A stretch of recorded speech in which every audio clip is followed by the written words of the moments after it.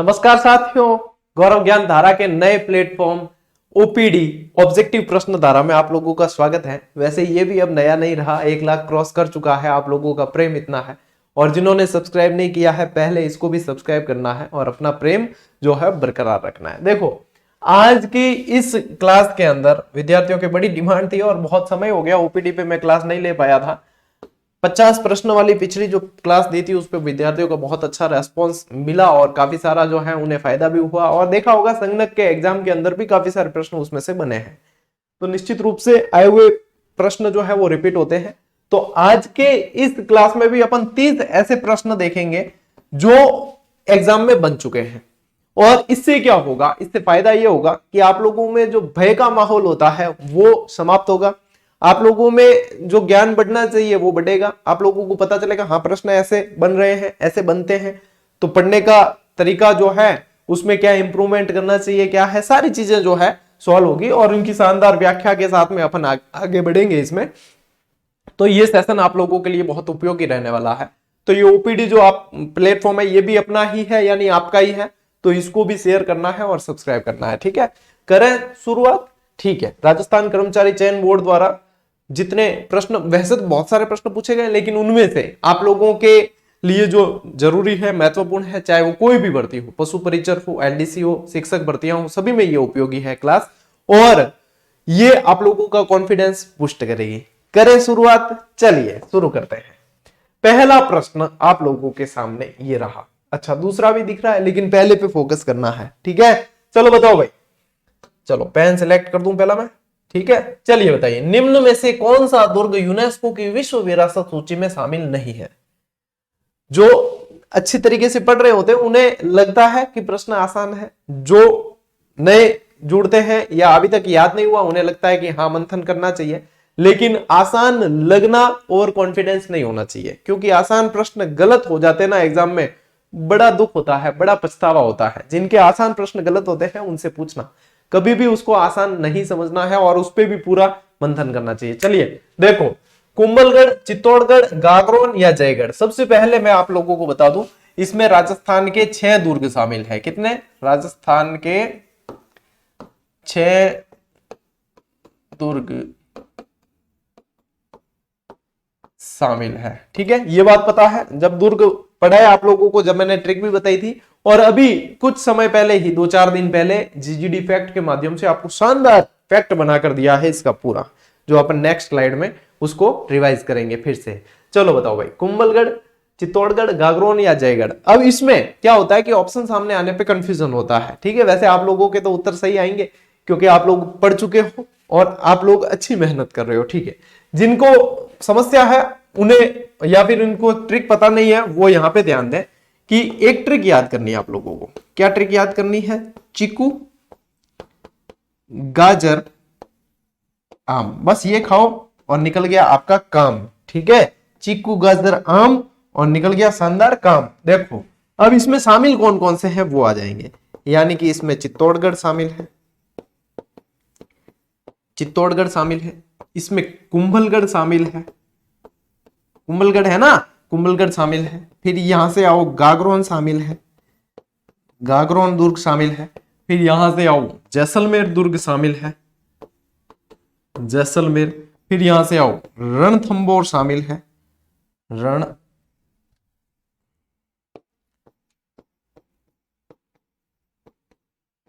रणथंबोर शामिल है। और यहां से ध्यान रखो, आमेर शामिल है। ठीक है, ये आ गए। अब इसमें से बचा कौन सा? तो इसमें से बचा आप लोगों के जयगढ़। तो उत्तर क्या आएगा? जयगढ़ इसमें शामिल नहीं है। जयपुर जो शहर है उसका परकोटा जो बना हुआ है ना, वो यूनेस्को की विश्व विरासत सूची में शामिल है, लेकिन जयगढ़ दुर्ग शामिल नहीं है। ये जयगढ़ दुर्ग कहां है? जयपुर के अंदर है जयगढ़ दुर्ग। ठीक है, और इसी के अंदर एशिया की सबसे बड़ी विशाल तोप जो है वो रखी गई है, जिसका नाम क्या है? जय बाण। क्या नाम है? जय बाण। बताया था ना सब, मारक क्षमता उसका गोला कहां तक गया था। ठीक है, गोरेलाव तालाब बन गया था, चाकसू में जाकर गिरा था, ये सारी चीज। तो यहां पे क्या निकलेगा? ये निकलेगा। अभी इसकी व्याख्या और अपन डिटेल में, यानी कि इन 6 दुर्ग को और अच्छे से पढ़ लेंगे। नेक्स्ट स्लाइड में फैक्ट को शामिल किया है उसमें। चलिए आओ भाई नेक्स्ट प्रश्न पे फोकस करो। देखो, अबुल फजल ने किस दुर्ग के बारे में लिखा कि यह इतनी ऊंचाई पर स्थित है कि नीचे से ऊपर की ओर देखने पर सिर की पगड़ी जो है नीचे गिर जाती है। अच्छा, आप लोग जो उत्तर दे रहे हो वो डायरेक्ट उत्तर नहीं देना, ए या बी डायरेक्ट नहीं देना है। उत्तर देते हो तो प्रश्न संख्या के साथ में देना है कि पहले का जो है द है और दूसरे का क्या है वो देना है। बताओ, मंथन करो। जब एग्जाम की तैयारी कर रहे हो तो चिंतन और मनन दो चीजें बहुत शामिल होनी चाहिए आप लोगों के अंदर। ठीक है, जब ये दो चीजें शामिल होगी धीरे धीरे आप बहुत अच्छे तरीके से बढ़ोगे। एक रिवीजन के पैटर्न वाला वीडियो मैं कल बना चुका हूं, तो देख लेना जीजीडी पे। बहुत आप लोगों को शानदार तरीका बताया है, और जिनको रिवीजन में समस्या आती है या सोचते हैं कि बार बार हम भूल जाते हैं सर, तो वो वीडियो देख लेना, उसमें बहुत सारे पैटर्न और बहुत सारी टिप्स दी गई है। ठीक है, चलिए बताओ इसका उत्तर चित्तौड़गढ़, कुंभलगढ़, मेहरानगढ़ या रणथंभौर। मुझे पता है आप लोग सभी जानते हो। देखो यहां पे दो चीजें ध्यान रखनी है, उत्तर तो यही है। ठीक है, कुंभलगढ़ दुर्ग के बारे में कहा है, जिसे एस्ट्रस्कन दुर्ग भी कहा गया है। इसकी दीवार जो है भारत की महान दीवार कहलाती है। 36 किलोमीटर लंबी इसकी दीवार है। 4 घोड़े एक साथ चल सकते हैं। ये सारी चीजें जो है आप जानते हैं। अब देखो इसमें क्या ध्यान रखना है, यहां पे कुंभलगढ़ की जगह देखो कुंभलगढ़ भी आ जाता और कटारगढ़ भी आ जाता। क्या आ जाता? कटारगढ़। कुंभलगढ़ और कटारगढ़ दोनों आ जाते, तब आप लोग जो सही करते वो कटारगढ़ करते। कटारगढ़ भी कुंभलगढ़ के अंदर ही है, कुंभलगढ़ का ही हिस्सा है, लेकिन स्पेशली कहा कटारगढ़ के लिए गया था, लेकिन कहां है? कुंभलगढ़ में। तो कुंभलगढ़ दुर्ग आप लोगों के इसमें सही होगा। ठीक है, ये बहुत अच्छा और इंपॉर्टेंट फैक्ट है। ये प्रश्न सीधे सीधे बनते हैं एग्जाम में। ठीक है, स्क्रीनशॉट ले लीजिए, इसकी पीडीएफ नहीं आएगी। ठीक है, स्क्रीनशॉट लेते रहना, साथ में मैं समय दूंगा बीच बीच में आप लोगों को, स्क्रीनशॉट लेते रहना और आप लोगों के काम हो जाएगा। अब देखो ये फैक्ट आप लोगों को दिया था, अभी दिया था, ये तो कौन सा 235वां फैक्ट है। ठीक है, ये दिया था जिसमें आप लोगों को बताया था कि देखो यूनेस्को की विश्व विरासत सूची में शामिल दुर्ग 21 जून 2013 को राजस्थान के 6 दुर्गों को विरासत में शामिल किया गया है। देखो अब ये ना, ये संख्या भी पूछी जाती है कई बार, प्रश्न संख्या का भी बना है, तो संख्या भी ध्यान रखनी है। और मोस्ट क्या ध्यान रखना है? चीकू गाजर आम। बस चीकू गाजर आम आपको याद है तो निकल गया आपका काम। ठीक है, देखो अब इसमें पहला चित्तौड़, तो ये प्रश्न अभी बना था हाल ही में संगणक के अंदर ही, चित्रांग मौर्य वाला। ठीक है, अब मैंने जब दुर्ग पढ़ाया चित्तौड़गढ़, जब सब बताया था, मेसा का पठार, चित्रांग मौर्य, चित्रांगद मौर्य, मौर्य शासकों ने कौन कौन से बनाए, ये सारी चीजें जो है बहुत अच्छी तरीके से बताई, तो विद्यार्थियों को समस्या होनी नहीं थी उसमें। ठीक है, तो देखो चित्रांग मौर्य द्वारा इसका निर्माण है। उपनाम राजस्थान का गौरव कहलाता है, दुर्गों का सिरमौर कहलाता है, और ये राजस्थान का सबसे बड़ा क्या है? लिविंग फोर्ट है, सबसे बड़ा लिविंग फोर्ट है ये। और दूसरा लिविंग फोर्ट कौन सा है? जैसलमेर, जो यहाँ पे अपन पढ़ेंगे। ठीक है, और है कहां? मेसा के पठार पर ये स्थित है। यानी कि इस फैक्ट के अंदर आप देखोगे ना, तो शॉर्ट जानकारी जो एग्जाम में बनने लायक होती है वो शामिल की गई है, और विस्तृत जानकारी अपन ने दुर्ग वाली क्लास में पढ़ ली है। फिर देखो कुंभलगढ़ दुर्ग, तो स्थिति कहां है? राजसमंद में, और निर्माण करवाया अशोक के पुत्र संप्रति ने। ये भी मौर्य हो गया ना, तो यहाँ पे ये भी ध्यान रखना है कि ये भी कौन है? मौर्य द्वारा निर्माण है। तो मौर्य जो है, मौर्य शासक अशोक के पुत्र संप्रति ने निर्माण करवाया, लेकिन कुंभा ने क्या करवाया था? पुनर्निर्माण। कुंभा ने क्या करवाया था? पुनर्निर्माण। तो पुनर्निर्माण कुंभा। उपनाम देखो कुंभलवेर, मच्छेंद्र दुर्ग, मेवाड़ की शरण स्थली और मेवाड़ की संकटकालीन राजधानी ये है। ठीक है, एस्ट्रस्कन दुर्ग से भी इसकी तुलना की गई है। ठीक, फिर देखो गागरोन दुर्ग। गागरोन दुर्ग कहां है? झालावाड़। निर्माण डोड परमारों द्वारा माना जाता है। ठीक है, इस दुर्ग के बारे में कहा जाता है बिना नींव के सीधी चट्टान पे खड़ा है ये। ठीक है, और देखो उपनाम गरगराटपुर, लोहगढ़, दुलरगढ़, मुस्तफाबाद, ये चीजें पूछी जाती है। पहाड़ी मुकुंदरा की है। नदियां काली सिंध और आहू के संगम पे। यानी कि ये दुर्ग कैसा हुआ? ये दुर्ग है जल दुर्ग है। कैसा है? जल दुर्ग की श्रेणी में आता है, और नदियां पूछी जाती है, याद रखनी है। ठीक है, काली सिंध और आहू। फिर देखो जैसलमेर, रावल जैसल द्वारा 12 जुलाई 1155 निर्माण है, और निर्माण पूर्ण करवाया शालिवाहन द्वितीय ने। ठीक है, उपनाम गौरहरागढ़, क्योंकि यहाँ की पहाड़ी को गौरहरा पहाड़ी भी कहते हैं, त्रिकुट पहाड़ी भी कहा जाता है। ठीक है, स्वर्णगिरी इसे कहा जाता है, सोनारगढ़ कहा जाता है, उत्तर भड़कीवाड़ भी कहा जाता है, क्योंकि भाटियों का शासन रहा। ठीक है, और पहाड़ी त्रिकुट पहाड़ी, सुदर्शन चक्र से खुदा हुआ जैसुल कुआं यही है, और इंटरलॉक सिस्टम में ये दुर्ग बना हुआ है। सारी चीजें आप लोगों के रिकॉल हो रही है ना उस क्लास में से जिसमें पढ़ाया था। ठीक है, आओ देखो आमेर दुर्ग, निर्माण दुलेराय द्वारा। ठीक है, अब इसके निर्माण में जो है आमेर के और जयगढ़ में बहुत सारे जो है फैक्ट ऊपर नीचे चलते हैं, ज्यादा लोड नहीं लेना है। ठीक है, पुनर्निर्माण मानसिंह प्रथम द्वारा, और पहाड़ी जो है काली खो। रणथंभौर रणथानदेव, ठीक है। रणथंभौर कहाँ है? सवाई माधोपुर। और रणथंभौर, रणथानदेव और रणतीदेव भी आप पढ़ सकते हो, ठीक है। और यहाँ पे इस दुर्ग के बारे में जो कहा गया है कि बाकी सारे दुर्ग जो है वो बख्तरबंद है, और मतलब बाकी सारे दुर्ग नंगे हैं लेकिन ये बख्तरबंद है। ये कहा गया किस दुर्ग के बारे में? रणथंभौर दुर्ग के बारे में।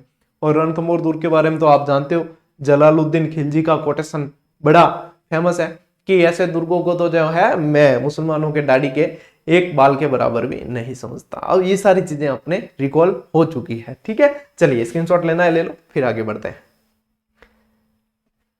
ठीक, चलिए अभ्यास की इसमें बता रखा है। अभ्यास सीरीज जो है ऐसे कई सारे प्रश्न आप लोगों को, कई सारे तो क्या हर टॉपिक के संपूर्ण प्रश्न जो है जीजीडी ऐप पे जाके आप ज्वाइन करें। कई विद्यार्थी पूछ रहे थे सर ये कहां मिलेगी, कौन सी दुकान पे? दुकान पे नहीं मिलेगी, ये जीजीडी का ऐप डाउनलोड करें प्ले स्टोर से और वहां पे रजिस्ट्रेशन करके और फिर आपको जिस पे प्रैक्टिस करनी है वो परचेज कर सकते हो, ठीक है। चलिए आओ नेक्स्ट प्रश्न। निम्न में से कौन सा मंदिर गुर्जर प्रतिहार वास्तुशैली का नहीं है? ये नहीं बड़ा जालिम होता है, ये नहीं जो है वो एग्जाम में दिखता नहीं है, ठीक है। तो कौन सा नहीं है? यानी कि कोई 3 है, एक नहीं है। देखो, किराड़ू का सोमेश्वर मंदिर, ओसिया का सूर्य मंदिर, दधिमती माता का मंदिर, ठीक है, नागौर वाला, और चारचोमा मंदिर, ठीक है। देखो ये वाला जो मंदिर है ना, किराड़ू का सोमेश्वर मंदिर, आप बताओ उत्तर बताओ पहले। किराड़ू का सोमेश्वर मंदिर बहुत प्रसिद्ध है कहाँ? बाड़मेर में। कहाँ है? बाड़मेर। और थोड़ा कह के भैया डिटेल में जाओ, और कहाँ है? तो हाथमा गांव। कहाँ? हाथमा गांव में। और के इसमें से सर और क्या प्रश्न शानदार बन सकता है? तो इसमें से बन सकता है कि इसे राजस्थान का खजुराहो कहा जाता है। राजस्थान का ये प्रश्न बहुत बार बना है और बनता रहेगा, क्योंकि ये सदाबहार प्रश्न होते हैं और सदाबहार प्रश्न जो है बार बार रिपीट होते हैं।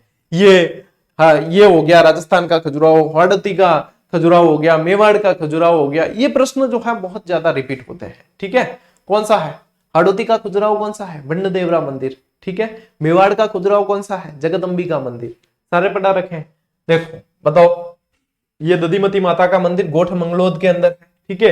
ये ओसिया वाला सूर्य मंदिर जो है ये अब कहां आ गया? जोधपुर ग्रामीण में।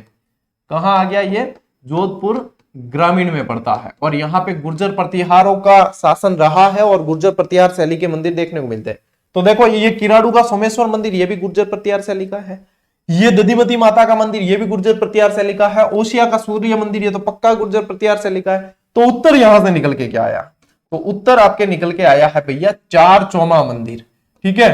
चारचोमा मंदिर जो है, चारचोमा मंदिर और कंसुआ मंदिर, ठीक है, ये कोटा के अंदर है। और ये ध्यान रखना ये गुप्तकालीन मंदिर है। कैसे हैं? गुप्तकालीन मंदिर, और इनसे ही प्रश्न बनता है गुप्तकालीन मंदिर से, ठीक है। चारचोमा मंदिर और कंसुआ महादेव मंदिर दोनों ही याद रखने हैं बहुत अच्छी तरीके से। अगली बात समझ में? ठीक है, आओ भैया नेक्स्ट प्रश्न आते हैं। लोक संत पीपाजी का मंदिर कहां है? ऐसा विवादित प्रश्न रहता है, ये पीपाजी का प्रश्न बन जाए या मीराबाई का प्रश्न बन जाए, तो ऐसे विवादित प्रश्न रहते हैं। विवादित रहने का कारण है कि ऑप्शन ऐसे दे दिए जाते हैं, कभी एग्जामिनर सही नहीं मानता, कभी जो है एक ही जो है मतलब फैक्ट जो है अलग अलग मिलते हैं अलग अलग पुस्तकों में, ऑथेंटिक वो भी, ठीक है। तो देखो लोक संत पीपाजी, सबसे पहले तो ध्यान रखना है कि झालावाड़ के अंदर जो खींची राजपूत थे, ठीक है, खींची शासक थे ये। प्रताप सिंह इनका नाम था। पीपा की पर्ची इनका ग्रंथ रहा है। देखो इनके अंदर क्या क्या ध्यान रखना है, सीधा सा ये प्रश्न शामिल करने का उद्देश्य यही है कि आप लोगों को इनके बारे में 3 चीजें ध्यान रखनी है पीपा जी के बारे में, ठीक है। पीपा जी के बारे में 3 चीजें ध्यान रखनी है। नंबर 1 कि इनका मंदिर कहां है, ठीक है। नंबर 2 इनकी छतरी कहां है, और नंबर 3 इनकी गुफा कहां है। पीपा जी में ज्यादातर यही चीज पूछी जाती है, ठीक है, कि इनका मंदिर कहां है, इनकी छतरी कहां है, इनकी गुफा कहां है।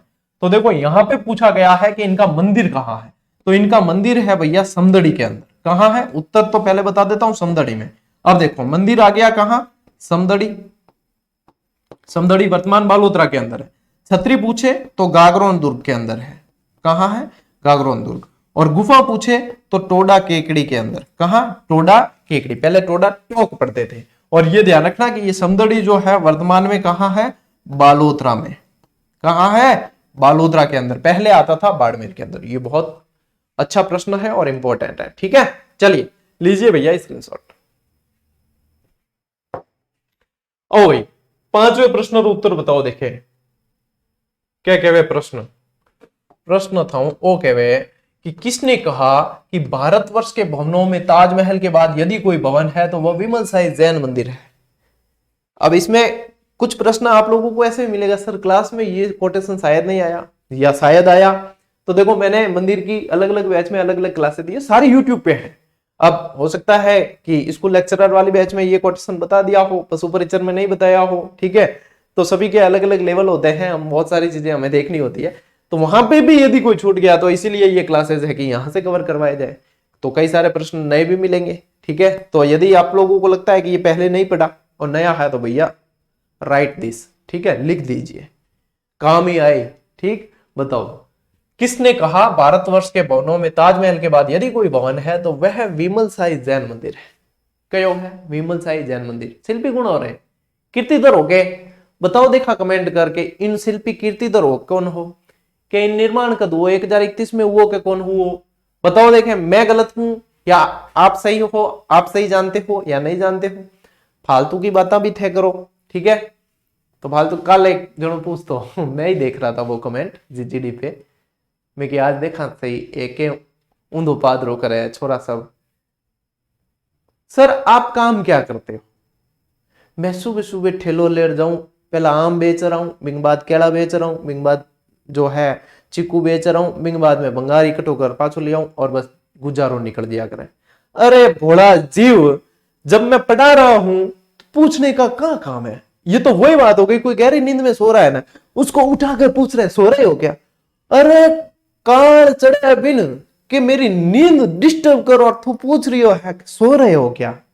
एडी बातें नहीं करनी रहे भोला जीव, एडी बातें नहीं करनी, ठीक है। क्या करते हो सर आप? अरे पढ़ाता हूं, पढ़ लेना, बस बात खत्म।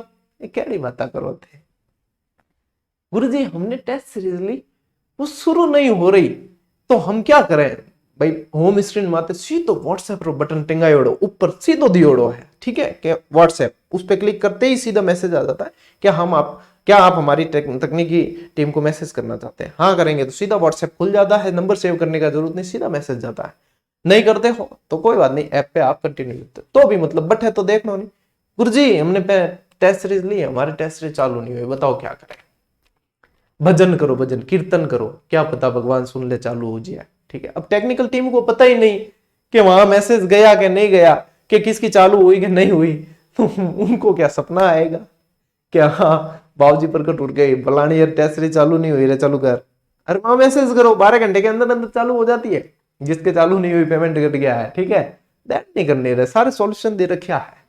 अब पर देखने की जरूरत है। ले आओ बताओ, फर्ग्यूसन ने कहा है कि कीपलिंग ने कहा है कि कर्नल जेम्स टॉड ने कहा कि विश्व फेबर गयो है, तो देखो इनका उत्तर है कर्नल जेम्स टॉड, ठीक है।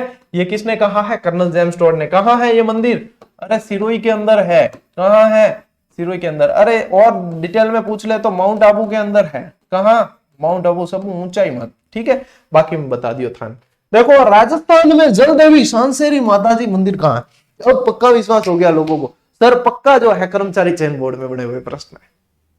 अरे बोले देखो यहां पे है ना, ये प्रश्न बनाना हकीकत कह रहा हूं, तब मतलब बहुत अट्रैक्शन इस प्रश्न ने खींचा है, जो मतलब पूरे राजस्थान का ध्यान खींचा। अरे जल्दी भी माता का मंदिर, नया प्रश्न आया। आते हैं नहीं भी आते हैं, ऐसा नहीं है, ये एकदम शाश्वत सत्य है कि एग्जाम के अंदर 2-4 प्रश्न नए भी देखने को मिलते हैं, लेकिन ये करंट का प्रश्न है। ये कल्चर के किताबों में आप लोगों को नहीं मिला होगा, लेकिन ये करंट का है। और मैंने बताया था स्पेशल वार्षिकांक, मैंने पोस्ट भी डाली थी, वार्षिकांक अपना अर्धवार्षिकांक जो आया था जुलाई अगस्त के अंदर प्रकाशित होकर आ गया था 2023 में, मई महीने के करंट अफेयर्स के जो प्रश्न ऑब्जेक्टिव दे रखे थे उसके अंदर जाके देख लेना, मैंने पोस्ट डाली, वैसे देख लेना। जल देवी शांसेरी माता, आज दिन तक जीजीडी का प्रयास जितना निस्वार्थ भाव से रहा है वैसा ही फल भी आया है इसका। बस ये है कि हम क्या है अपनी पुस्तकें वापस टटोल नहीं पाते, क्योंकि हम आगे के काम पे फोकस करते हैं कि ये हो गया, अब आगे का काम फोकस करें। यदि हम पुस्तकें टटोल के सिर्फ प्रूफ देने में लग जाए तो हमारा एक दिन ऐसे ही चला जाए, और उस एक दिन को हम लगाते हैं क्लास देने में वापस। लेकिन हुआ ये कि एक पोस्ट देखने में आई कि राजस्थान की किसी पुस्तक में यह सवाल देखने को नहीं मिला, सिर्फ हमारी मिला। तब लगा कि अब भैया अपनी किताबें देखनी पड़ेगी, और देखा तो रामनिवास जी का ध्यान से, रामनिवास जी को तो पहले ही पता था। मैंने कहा क्या प्रूफ डालना है यार, रेडी है। तो फिर वो पोस्ट देखी, फिर मैं कहा अब तो डालना पड़ेगा कि बनता है कि जीजीडी है तो मुमकिन है। और ये प्रश्न बना हुआ है, कहां है बताओ? राजसमंद के अंदर है, ठीक है, राजसमंद के अंदर है, और राजसमंद में भी रेल मगरा में है, रेल मगरा राजसमंद में। और 10 करोड़ का जो है ना वित्तीय खर्चे का यहां प्रावधान किया गया था अशोक गहलोत सरकार में, इसीलिए ये हाईलाइट रहा था, इसीलिए ये प्रश्न बना था। ठीक है, आगे भी बन सकता है, ध्यान रखना। ठीक है, ले स्क्रीनशॉट, बढ़ा आगे। ओए, 7वां प्रश्न आप लोगों से क्या पूछ रहा है? ये पूछ रहा है कि हवा महल की पहली मंजिल का नाम क्या है। प्रश्न वैसे लगेगा कुछ को कि सरल है, कुछ को लगेगा ये तो यार भारी है, हमने तो सिर्फ हवा महल का निर्माण पढ़ा था कि हाँ किस शासक ने करवाया, 1799 में प्रताप सिंह ने करवाया, और लालचंद उस्ता इसका जो वास्तुकार है, ये चीजें पढ़ी, और झरोकों की संख्या पढ़ ली हमने, खिड़कियों की संख्या पढ़ ली। ये तो आया कि पहली मंजिल बताओ, तो बताओ भाई पहली मंजिल बताना पड़ेगा, पूछा है तो। ठीक है, अब एक टावर और, अभी 2-4 दिन पहले ही कमेंट आया, गुरुजी मैं गया हूं हवा महल, वहां पे मैंने शिलालेख पढ़ा है, एक उसमें लिख रखा है कि कोई सन बताया उसने कि 1700 कोई ऐसा 95 से 1803 के समथिंग जो है निर्माण इसका हुआ, ऐसा कोई बता रखा उसके अंदर। पुराने आए हुए प्रश्न आप लोगों को किस लिए देखने होते पता है? कि आयोग ने क्या माना है। ऑथेंटिक पुस्तक है, जैसे कि हिंदी ग्रंथ अकादमी की पुस्तक हो गई, आपने 10th की जो आरबीएससी की पुस्तक चलती है उन सब के अंदर 1799 आयोग 17 बार ये प्रश्न पूछ चुका और 17 बार ये माना 1799। अब मैं आपको कैसे कहूं कि ये इतने से इतने याद रखो? अरे वहां पे तो लिखेंगे क्योंकि इतने टाइम पीरियड लगा होगा, ऐसा थोड़ी हो कि 1799 शुरू करते हैं 99 में पूरा करना। ऐसी चीजें क्या है, आप लोगों को अंडरस्टैंडिंग होनी चाहिए यदि कंपटीशन दे रहे हो। नए डब्बे गोल होते टाइम नहीं लगेगा। ठीक है, थोड़ी सी मैच्योर हो जाओ। देखो, शरद रतन विचित्र प्रकाश हवा, ये चीजें ध्यान रखना। ठीक है, हवा महल की मंजिलें कैसे याद रखोगे? शरद रतन विचित्र प्रकाश हवा, शरद रतन विचित्र प्रकाश, और सब ऊपर क्या आवे? हवा। सबसे ऊपर क्या आती है? हवा शानदार आती है। तो ये हो गई आपके पहली, ये हो गई दूसरी, ये हो गई तीसरी, ये हो गई चौथी, और ये हो गई पांचवी। शरद रतन विचित्र प्रकाश हवा बताया था कि नहीं? बताया था कि नहीं जब हवा महल पढ़ाया था? है रवि सर पर हवा का असर है, ऐसे भी बताया था। लेकिन उसमें क्या है ट्रिक, सिर्फ मंजिलें याद कराने के लिए रवि सर पर हवा का असर है ये बताया था। क्रम याद रखना है तो शरद रतन विचित्र प्रकाश हवा। अब देखो पहली कौन सी है? शरद मंदिर। कौन सी है? शरद मंदिर। और सबसे 5वीं पूछ ले, अंतिम पूछ लेते तो हवा मंदिर, जो सबसे ऊपर है। 5 मंजिलें हैं, ठीक है, ध्यान रखनी है। चलिए आओ आगे। डमरू के समान आकृति वाली 9 मंजिला इमारत यानी कि विजय स्तंभ की किस मंजिल पर अरबी भाषा में अल्लाह शब्द लिखा हुआ है? अल्लाह शब्द लिखा हुआ है अरबी भाषा के अंदर, बताओ। पहली मंजिल, दूसरी मंजिल, तीसरी मंजिल या 9वीं मंजिल? बताओ विजय स्तंभ के ऊपर। अब विजय स्तंभ कहां है? चित्तौड़गढ़ के अंदर।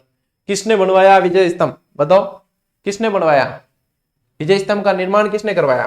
कुंभा ने करवाया। किसने? कुंभा ने। तो देखो इसका जो उत्तर है आप लोगों के, तीसरी मंजिल पर 9 बार अल्लाह लिखा हुआ है। तीसरी मंजिल पर 9 बार अल्लाह लिखा हुआ। अब देखो इसका विजय स्तंभ का बहुत शानदार अपने जीडी फैक्ट बना के दिया है, जो मैं आप लोगों को बता देता हूं। स्क्रीनशॉट ले लो, फिर उसके माध्यम से अपन इसके डिटेल जान लेते हैं। ये देखो,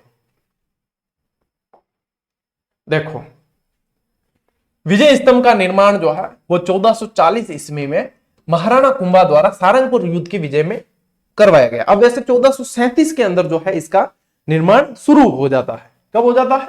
1437 में वैसे जो है भाई नींव परिचय मोरत औरत करे बिंगो स्टार्ट हो जाया करे, सारंगपुर के युद्ध के बाद से स्टार्ट हो जाता है।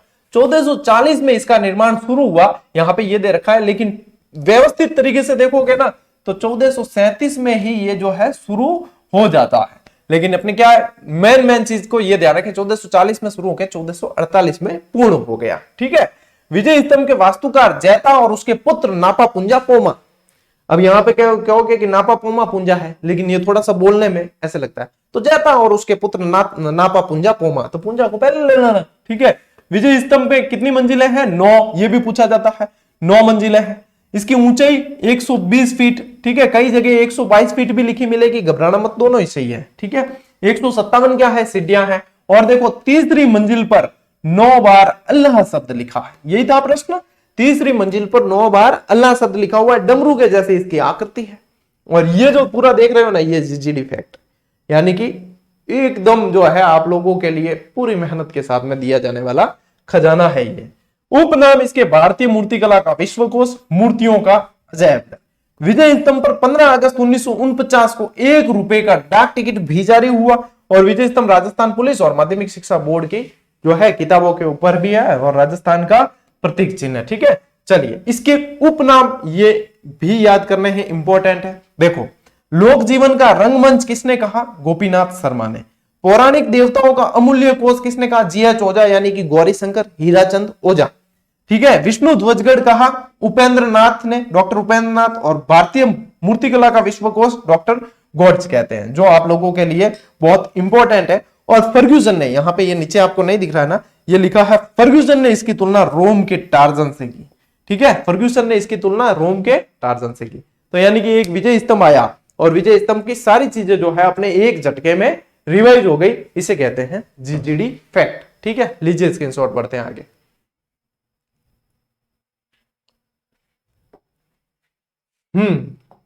अगला प्रश्न थानकई क्या है, वो क्या है कि योगेश्वर भट्ट और विष्णु भट्ट संगीतज्ञ, यानी संगीतज्ञ भी आ जाए लिखियोड़ और विद्वान भी आ जाए, ठीक है। संगीतज्ञ किसके दरबार की शोभा बढ़ाते थे। तो एक बात तो क्लियर है कि ये मेवाड़ के अंदर थे। कहां थे, मेवाड़ में। अब बताओ किसके, क्योंकि ये सारे मेवाड़ी शासक दे रखे है ना, किसके दरबार की शोभा बढ़ाते थे। राणा कुंभा, राणा मोकल, राणा सांगा या राणा लाखा। यहां लाखा कर देना, ठीक है, लाखा करना, लाख आ गया, लाखा। लक्की था ये शासक, बताया मैंने आप लोगों को लक्की क्यों था, ठीक है। बताओ योगेश्वर भट्ट और धनिक भट्ट, योगेश्वर भट्ट और धनिक भट्ट नहीं, ये योगेश्वर भट्ट और विष्णु भट्ट, ठीक है। एक और आप लोगों को पढ़ने में आएगा, जोटिंग भट्ट और धनेश्वर भट्ट,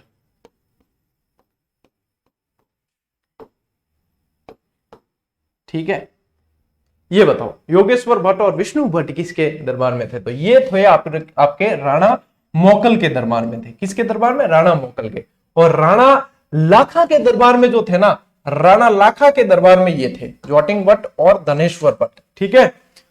जोटिंग भट्ट और धनेश्वर भट्ट जो थे वो राणा लाखा के दरबार में, और मोकल के दरबार में कौन थे, योगेश्वर भट्ट और विष्णु भट्ट, ठीक है। आओ आगे। 1857 की क्रांति के समय निम्न में से कहां सैनिक छावनी नहीं थी। देखो सैनिक छावनियां 6 थी। छावनियों की संख्या कितनी थी 1857 की क्रांति में,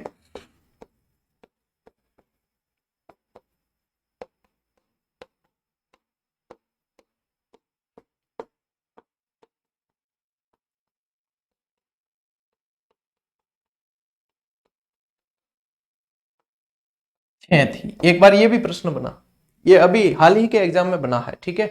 तो ऐसे प्रश्न भी आते हैं, हल्के में नहीं लेना है। 6 थी और उसकी मैंने ट्रिक आप लोगों को बताई थी, याद हो तो। हाँ कमेंट में लिख के बताओ, जितने मैं यहां लिख देता हूं। ए नन्नी, ठीक है, नन्नी यूं लिख दोगे, ए नन्नी ऐसे लिख देते हैं, ए नन्नी ब्याह देखण चली, ठीक है, ब्याह देखण चली। 6 छावनियां रही। अब देखो 6 छावनियों में ए नन्नी ब्याह देखण चली है, तो ए से क्या ध्यान रखना है, एरनपुरा। क्या ध्यान रखना है, एरनपुरा। न से ध्यान रखना है नसीराबाद, नी से ध्यान रखना है नीमच, ब्याह से ध्यान रखना है ब्यावर, ठीक है। दे से ध्यान रखना है आपके देवली, और ख से ध्यान रखना है खैरवाड़ा, ठीक है। अब देखो होगी 1 2 3 4 5 6।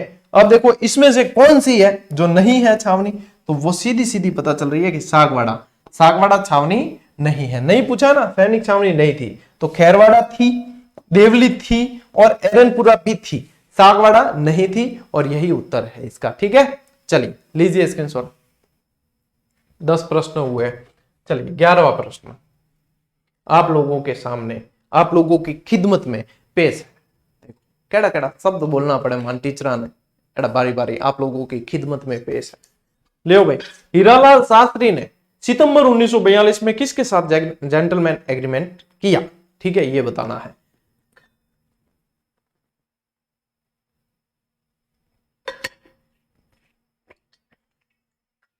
बहुत अच्छा और इंपॉर्टेंट प्रश्न है। देखो 1942 की बात है, और 1942 का जो समय था वो भारत की जो है इतिहास के अंदर बहुत मतलब इंपॉर्टेंट था, क्योंकि उस समय भारत छोड़ो आंदोलन का समय था, और उसी भारत छोड़ो आंदोलन में शामिल होना है नहीं होना है, इसमें लेके जयपुर प्रजामंडल के अंदर दो गुट बट गए। ठीक है, दो गुट बट गए। एक गुट ने जेंटलमैन एग्रीमेंट किया और दूसरे गुट ने आजाद मोर्चा नाम की संस्था बना दी। ये चीज मैंने आप लोगों को बता रखी है। तो हीरालाल शास्त्री ने जेंटलमैन एग्रीमेंट किया, ये तो तय है। ठीक है, ये ध्यान रखना है कि ये कौन से प्रजामंडल से संबंधित है, ये भी पूछा जाता है। तो ये जयपुर प्रजामंडल से संबंधित है, और आज का फैक्ट जो है वो जयपुर प्रजामंडल से रिलेटेड ही आप लोगों को दिया गया है, जीडी फैक्ट। ठीक है, तो हीरालाल शास्त्री ने किसके साथ में जेंटलमैन एग्रीमेंट किया है? ऑप्शन है मिर्जा हुसैन, मिर्जा इस्माइल, मिर्जा अहमद, मिर्जा इकबाल। तो यहाँ पे सीधा सीधा जो है जयपुर रियासत के प्रधानमंत्री मिर्जा इस्माइल के साथ में ये किया गया था। इसके विपक्ष में यानी कि इसके विकल्प के रूप में या इसके अपोजिशन में एक संस्था बनी जिसका नाम था आजाद मोर्चा, ये ध्यान रखना। ठीक है, इसी समय आजाद मोर्चा जो बनाया वो बाबा हरिश्चंद्र, किसने? बाबा हरिश्चंद्र। और इन्होंने मतलब समर्थन दिया उसमें, किसमें? भारत छोड़ो आंदोलन में शामिल होने के लिए। तो ये ध्यान रखना है। ठीक है, चलिए नेक्स्ट प्रश्न क्या कह रहा है? जोधपुर के महाराजा जो अपने राज्य का स्वतंत्र अस्तित्व रखना चाहते थे, बनाए रखना चाहते थे, कौन थे? उमेद सिंह, मान सिंह, हनुत सिंह या अजित सिंह? बताओ भाई, खड़काओ, उत्तर खड़काओ, कौन थे? अच्छा, न सिर्फ स्वतंत्र अस्तित्व रखना चाहते थे, बल्कि ये जो है पाकिस्तान में मिलने के लिए भी एक बार राजी हो गए थे कि हम तो पाकिस्तान में मिल जाएंगे। तो बताओ भैया कौन थे जोधपुर के महाराजा उस समय? ठीक है, तो सीधो सीधो उत्तर है हनुमंत सिंह। ठीक है, ये नाम आपको ऐसे भी लिखा मिलेगा, हनुमंत सिंह भी लिखा मिल सकता है, दोनों ही सही है। ठीक है, पाकिस्तान में मिलने की इच्छा जाहिर की थी ये तो सरदार वल्लभ भाई पटेल और वीपी मेनन साहब, जिन्होंने इनकी चलने नहीं दी, और जोधपुर अपने राजस्थान यानी कि भारत का ही हिस्सा है। ठीक है, ले लो स्क्रीनशॉट, बढ़ते हैं आगे। 12 प्रश्न कंप्लीट हुए।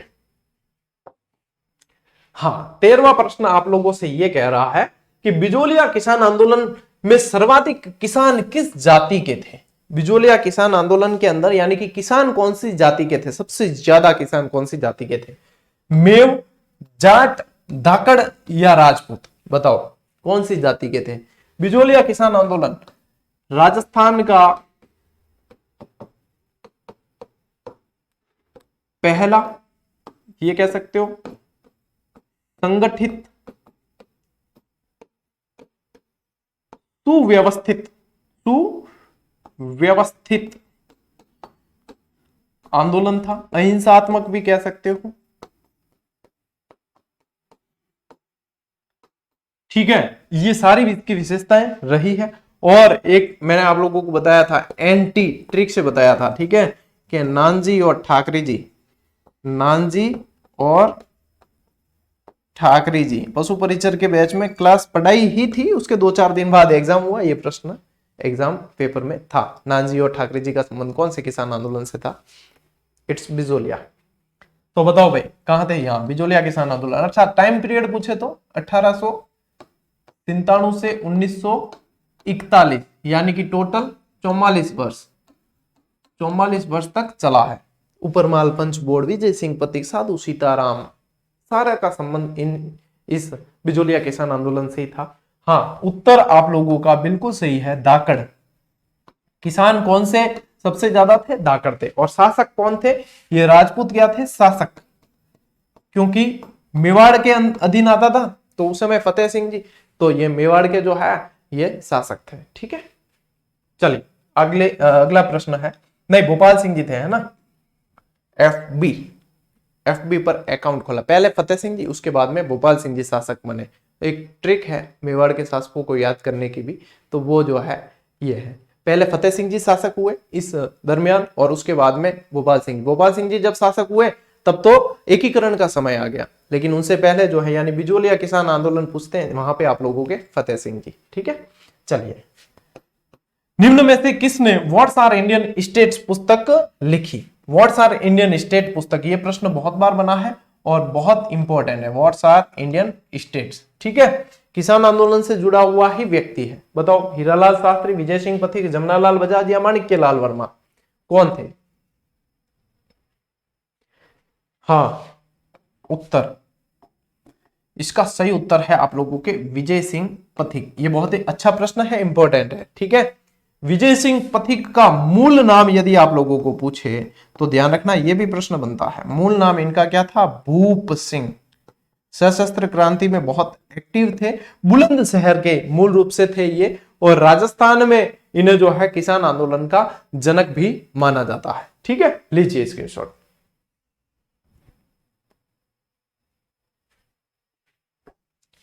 नेक्स्ट प्रश्न 15वां, यानी कि आधी जंग जीती है एक क्लास रे। गोराधाय और रूपाधाय का संबंध था कहां से? मेवाड़ रियासत से, कोटा रियासत से, मारवाड़ रियासत से या जयपुर रियासत से? यानी कि ये दायमा गोराधाय और रूपाधाय कहां की थी, बताइए।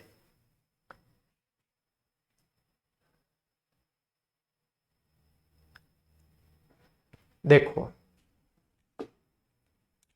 ये जो है मारवाड़ के शासक जसवंत सिंह और अजीत सिंह, इन दोनों की दायमा थी, ठीक है, इन दोनों की दायमा थी।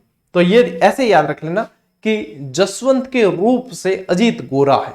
क्या ध्यान रख लेना? जसवंत के रूप से, जसवंत के रूप से अजीत गोरा है। तो आप लोगों को याद रहेगा कि जसवंत सिंह की दायमा रूपाधाय थी और अजीत सिंह की दायमा गोराधाय थी, जिन्हें क्या कहा गया? गोराधाय को मारवाड़ की पन्ना, मारवाड़ की पन्ना कहा गया इसे। यानी कि इसका उत्तर क्या आया आपके? मारवाड़ रियासत से संबंधित। नेक्स्ट प्रश्न है, किस अंतिम हिंदू नरेश ने जयपुर में अश्वमेध यज्ञ किया? हाँ होरो प्रश्न है इनके, हाँ होरो, ठीक है, थोड़ा भी ढंगू पढ़ लियो नहीं तो इन उत्तर गलत नहीं गए। देखो, मिर्जा राजा जय सिंह, सवाई माधो सिंह, सवाई जय सिंह या महाराजा मान सिंह? तो देखो, मैं आप लोगों को हिंट देता हूं, इसका उत्तर वही है जो उत्तर आएगा आपके कि जंतर मंतर किसने बनवाए। इसका उत्तर वही है जो उत्तर आएगा कि जयपुर शहर किसने बसाया। अब तो समझ गए ना कौन था? सवाई जय सिंह। कौन था? सवाई जय सिंह। चलिए नेक्स्ट प्रश्न की ओर चलते हैं, स्क्रीनशॉट ले लो। हाँ, 17वां प्रश्न, वह स्थान जो मृदा शिल्प के लिए जाना जाता है। बताओ, देखिए प्रश्न में सिर्फ लैंग्वेज पे ध्यान देना है। जो मृदा शिल्प के लिए जाना जाता है, मोलेला, कैथून, बगरू या सांगानेर? वह स्थान जो मृदा शिल्प के लिए जाना जाता है। अब यानी कि देखो, यहां पे इसी को जो है फोकस करना है। इस मृदा शिल्प का मतलब क्या होता है? टेराकोटा। टेराकोटा, और टेराकोटा यानी कि आप लोग, क्या मैंने बताया था आप लोगों को? मृण मूर्ति। क्या कहते हैं? मृण मूर्ति। यानी कि मिट्टी की मूर्तियों का, मिट्टी का काम, वो कला, मिट्टी की कला का जो काम किया जाता है वो कहां का है? तो सीधा सट उत्तर आता है कि मोलेला राजसमंद का है। मोलेला कहां है? राजसमंद में। और मोहनलाल कुमार इसके प्रसिद्ध कलाकार, ठीक है। आओ देखो, कैथून कोटा जो है कोटा डोरिया के लिए प्रसिद्ध है। कैथून, विभीषण मंदिर, कोटा डोरिया और पहली निजी मंडी, ठीक, ये ध्यान रखना। पीतल पर नक्काशी की एक विशिष्ट परंपरा को मरोड़ी कला, ये नया प्रश्न आया निकल के। देखो, मरोड़ी कला कहते हैं, ये कला कहां की प्रसिद्ध है? अब यानी कि ये भी पूछ सकते हैं प्रश्न कि मरोड़ी कला निम्न में से क्या है? तो तब पूछे तो ध्यान रखना है कि पीतल पर नक्काशी का विशिष्ट कार्य जो किया जाता है वो मरोड़ी कला है। फिर आ गया कि मरोड़ी कला कहां की प्रसिद्ध है? बताओ, चित्तौड़गढ़, जयपुर, नागौर या सीकर? बताओ, देखिए उत्तर बताओ।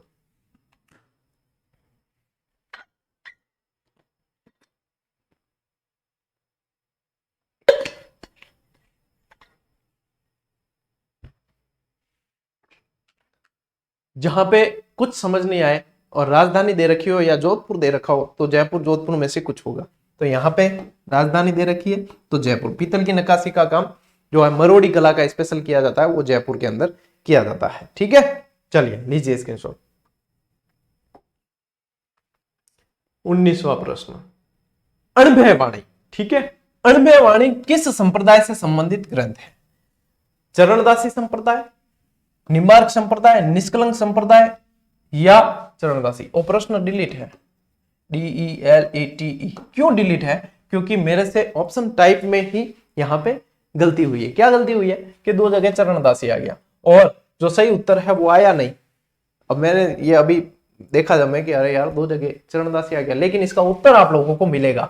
ठीक है, ये प्रश्न डिलीट हुआ है इस क्लास में से, ये प्रश्न डिलीट है, कोई आपत्ति फपत्ति लगाने की जरूरत नहीं है। ठीक है, ये प्रश्न डिलीट है, लेकिन इसका उत्तर है कि ये जो है आपके राम स्नेही संप्रदाय। कौन सा? राम स्नेही संप्रदाय से संबंधित है, रामदास जी की। ठीक है, अणभय वाणी। चलो नेक्स्ट, संत मीराबाई से संबंधित कुड़की वर्तमान में किस जिले में है? अब देखो ये प्रश्न संगणक में बना और ये विवादित है। ये विवादित किस लिए है कि ये पूछा गया कि मीराबाई का जन्म कहां हुआ, और मैंने जब मीराबाई पढ़ाया था मैंने आप लोगों को स्पेशली कहा था कि मेड़ता और कुड़की दोनों यदि ऑप्शन में बने तो प्रश्न विवादित रहेगा, फिर उसके डिलीट होने की संभावना बढ़ जाएगी। क्यों? क्योंकि देखो हिंदी ग्रंथ अकादमी की पुस्तक में दे रखा है कि मीराबाई का जो जन्म है वो मेड़ता के बाजोली ग्राम में हुआ है और लालन पालन कुड़की में हुआ है।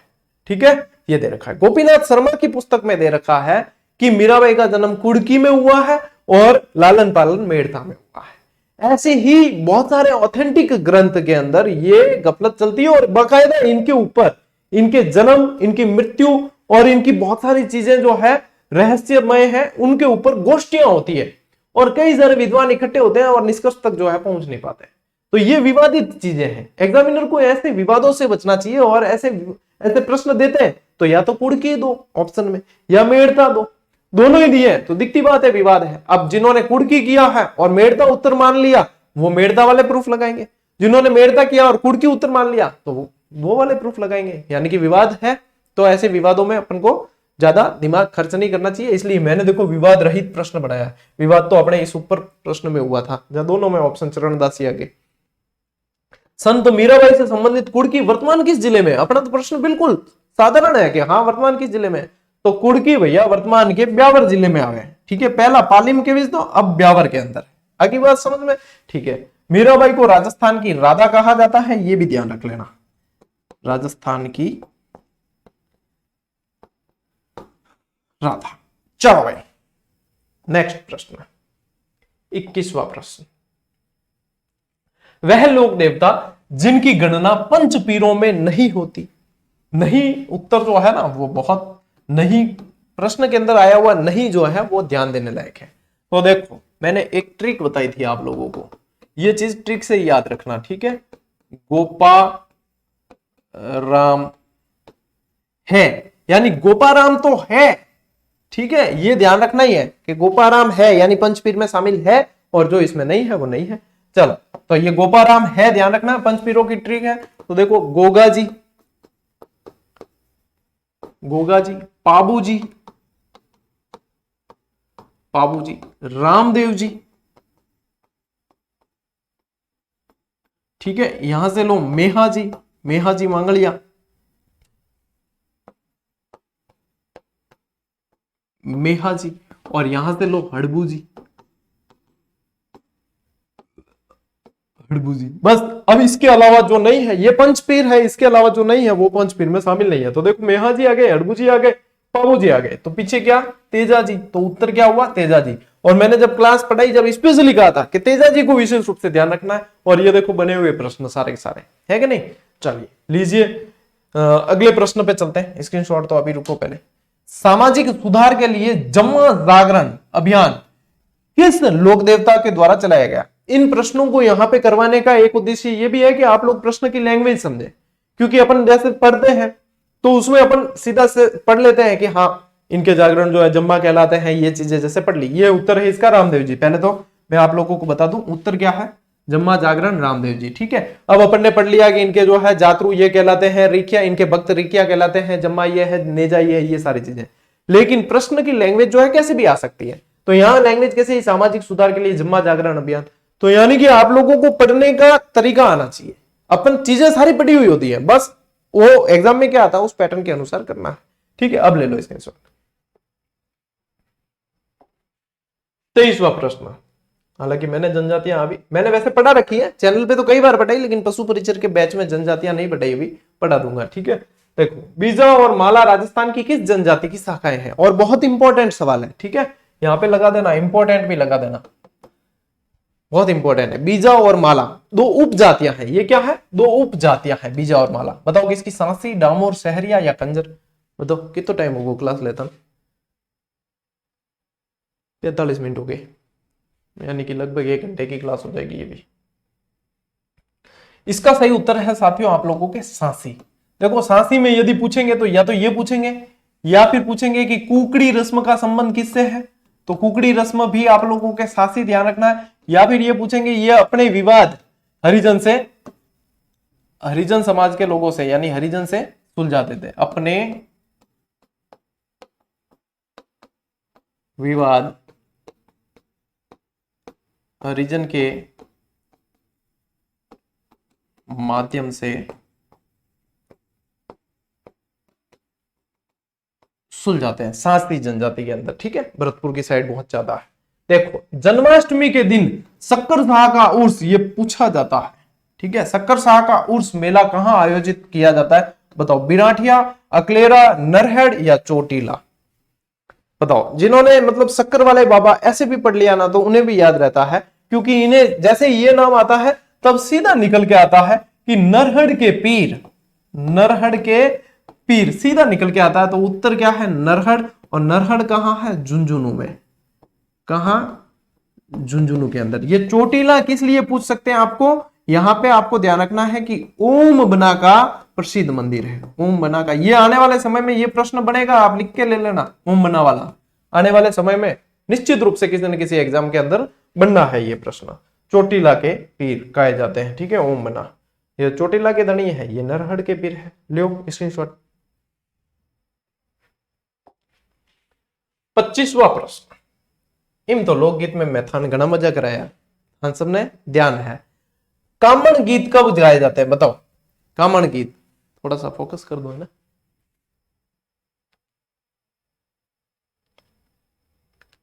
कामण गीत कब गाए जाते हैं? प्रेयसी द्वारा प्रेमी के याद में, नई फसल आने पर, गणगौर की सवारी के समय, या वर को जादू टोने से बचाने के लिए? सीधा याद आना चाहिए कि इसका उत्तर क्या है? वर को जादू टोने से बचाने के लिए। एक तो ये कामण गीत का ध्यान रखना है, एक ये ध्यान रखना है सीठने गाली गीत होते हैं, ये भी पूछते हैं। ठीक है, सीठने गाली गीत है, विवाह से संबंधित ही है। ठीक है, बिल स्त्री द्वारा घर से बाहर गए पति को किस गीत के द्वारा संदेश भेजा जाता है? वो भी थान बतायो मैं। ठीक है, बहुत तगड़ी तरीके सारी चीजें बताई है। सुवटिया, ओलियो, पपैया, मोरिया। देखो ये ओलियो, मोरिया, पपैया, ये चीजें जो है ज्यादातर प्रेमी प्रेयसी इनके बीच में ही होता है। ठीक है, और ओलियो वैसे विदाई गीत भी है। ओलियो क्या है? विदाई गीत भी है। मोरिया, पपैया यानी जानवरों के जहां नाम आते हैं, एक खाली आने काम है। ठीक है, बॉयफ्रेंड गर्लफ्रेंड के काम है। और यहां पे उत्तर क्या निकल के आता है आपके? सुवटिया। क्या उत्तर निकल के आता है? सुवटिया। बहुत इंपॉर्टेंट प्रश्न है। ठीक है, ले लेना स्क्रीनशॉट।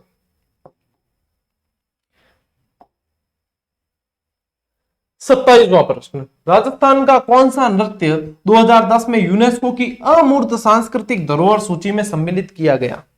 और बहुत इंपॉर्टेंट है ये। ठीक है, बताओ, देखो, गिदड़ नृत्य, भवाई नृत्य, कच्छी घोड़ी या कालबेलिया? भवाई मेवाड़ साइड ज्यादा किया जाता है। ये कच्छी घोड़ी और गिदड़ जो है शेखावाटी के प्रमुख नृत्य है। ठीक है, और कालबेलिया जो है, कालबेलिया जनजाति का प्रमुख नृत्य है। और उत्तर भी आपके निकल के क्या आता है? कालबेलिया। गुलाबो सपेरा इसमें स्पेशल याद रखना है, गुलाबो सपेरा ने बहुत प्रसिद्धि दिलाई।